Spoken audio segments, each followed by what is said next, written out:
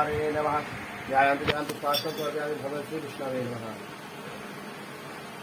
जब से 4 बार स्टार्ट 5 2 5 बार करोगे मुझे आके दे सर्वाधिक गाड़ी उठो तो आई रिकवरी होता है चाबी तो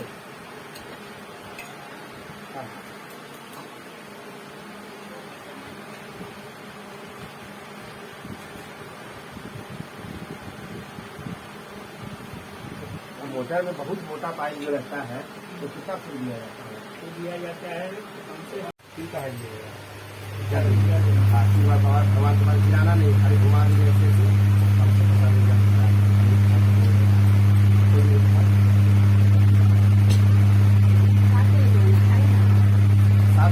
क्षमा इधर उधर घुमा करता था ब्राह्मण से रखने प्रेम रखने के कारण भगवान नारायण ने बूढ़े का रूप धारण कर बड़े आदर से ब्राह्मण से पूछा कि हे ब्राह्मण आप इधर उधर क्यों घुमा करते हो? तब ब्राह्मण ने कहा कि हे प्रभु मैं बहुत ही गरीब ब्राह्मण और भिक्षा मांगने के लिए घूमता हूँ, यदि जानते हो तो मुझे छुपाकर बताइए।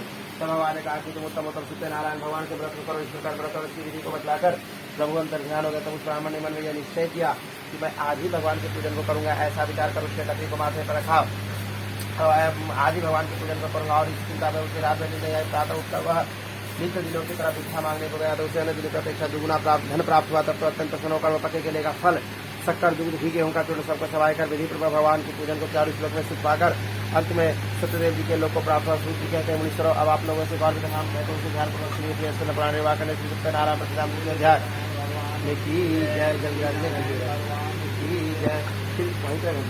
फिर सूर्य कहते हैं कि एक समय नारद जी तीनों लोगों में फिर सूर्य जी कहते हैं कि एक समय वही ब्राह्मण हमेशा की तरह भगवान के व्रत कर रहा था। उसी समय वहाँ एक बढ़िया जिसका नाम साधु था उसी समय वहाँ एक लकड़हारा लकड़ी बेचने वाला वहाँ उपस्थित हुआ। उसने लकड़ी के बाहर को बाहर रखकर ब्राह्मण के घर में जाकर व्रत करते हुए ब्राह्मण को देखा, कथा को सुनकर निज मनोरथ को मांगा और कुछ अधिक और पूछने लगा कि ब्राह्मण आप यह क्या कर रहे? तब ब्राह्मण ने कहा कि लकड़हारे यह की जैसे विष्णुमान की पूजन है तो ये धन धारा भी हमें इन्हीं के पास से प्राप्त हुई है। लकड़हारे ने ब्राह्मण जिस प्रकार के वचनों को सुनकर मन में विचार किया कि मैं आज ही भगवान के पूजन को करूंगा। ऐसा विचार कर उसने लकड़ी को माथे पर रखा और जहाँ धनी लोग बच्चे थे वहाँ गया। उस दिन लकड़हारे को लकड़ियों का दाम अन्य दिनों की अपेक्षा दुगुना प्राप्त हुआ। तब तो प्रसन्न होकर पति के का फल शक्कर दूध घी गेहूं का चूर्ण सबको सवाई कर विधि भगवान के पूजन को 4 श्लोक में छिपाकर अंदर से के लोग को प्राप्त हुआ।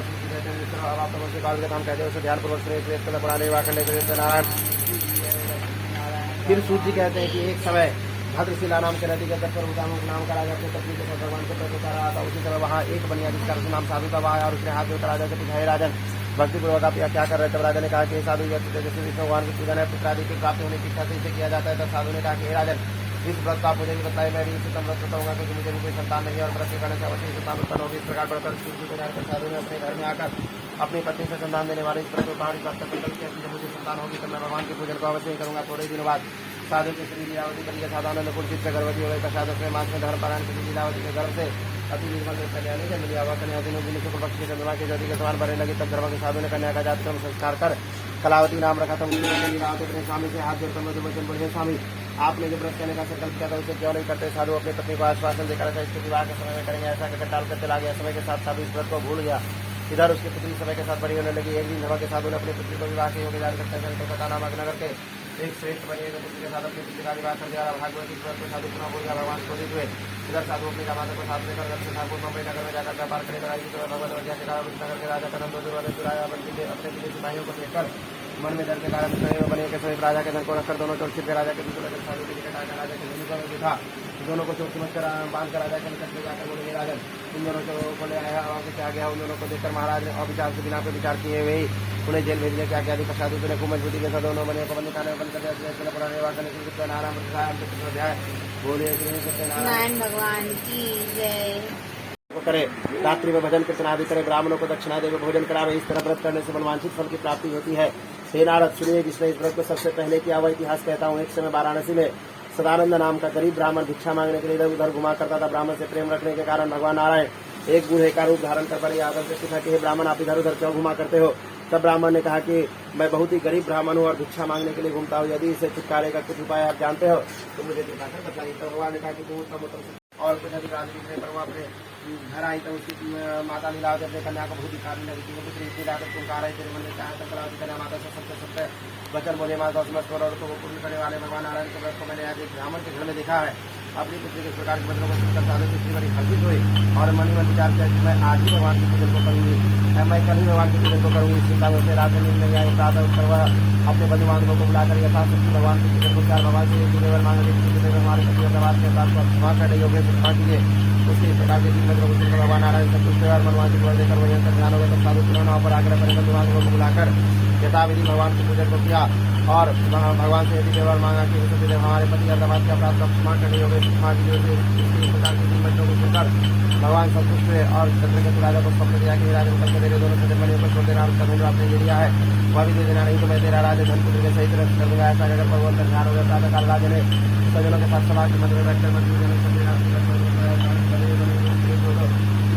जल्दी दोनों बनियों को बलि खाने से छुड़वाया। राजा ने पहले उनका जितना धन लिया था उसका दुगना धन उन्होंने दिया। कहा कि अब आप लोग धैर्य करो और अपने अपने घर पर जाए चिंता करो। नगर क्यों चल पड़े बनाने भगवान की जय। करुणावतारम संसार सारम भुजगेन्द्रहारम भगवान सतम नमामि। ओम जय लक्ष्मी रमना हो स्वामी जय लक्ष्मी। हम बजाएंगे रिकॉर्डिंग करेंगे भी। नारायण स्वामी सत्यनारायण स्वामी जनपातक हरना जय लक्ष्मी रमना। सतरिद्र सिंहासन अद्भुत छविराजे हे स्वामी अद्भुत छविराजे। नारद करत निरंजन नारद करत निरंजन घंटा ध्वनि बाजे जय लक्ष्मी रमना। भयो सलिकारण तुझको दरस दियो स्वामी तुझको दरस दियो। बूढ़ो ब्राह्मण बन कर बूढ़ो ब्राह्मण बन कंचन महल कियो जय लक्ष्मी रमना। दिन पर कृपा करी हो स्वामी दिन पर कृपा करी। चंद्रचूड़ एक राजा चंद्रचूड़ एक राजा जिनके विपत्ति हरी जय लक्ष्मी रमना। मनोहर श्रद्धा तजली हो स्वामी भक्ति तजली तो फल हो गयो प्रभु जी तो फल हो गयो प्रभु जी जय लक्ष्मी रमना। भक्ति के कारण डरो स्वामी पल पल रूप धारण भक्ति धारण जय लक्ष्मी रमना। बाल संग्राला मन में भक्ति करी स्वामी मन में भक्ति करी मनवांछित फल दीनो मन इच्छा फल दीनो जय लक्ष्मी रमना। जगत प्रसाद स्वभाव कदली फल मेवा हो स्वामी कदली फल मेवा। रूपी तुलसी से पान फूल तुलसी से राजी सत्यदेवा जय लक्ष्मी रमना। सत्यनारायण स्वामी जी की आरती जो कोई नर गावे स्वामी जो मन से गावे स्वामी जो नित गावे स्वामी सुख संपत्ति पावे जय लक्ष्मी रमना। ओम जय शांति शांति शांति राधा शांति शांति वनस्पति शांति शांति ब्रह्म शांति सर्वगम शांति शांति शांति सर्व शांति रे भी आरती दे दीजिए। हाथ धुलिए आधे फूल दीजिए।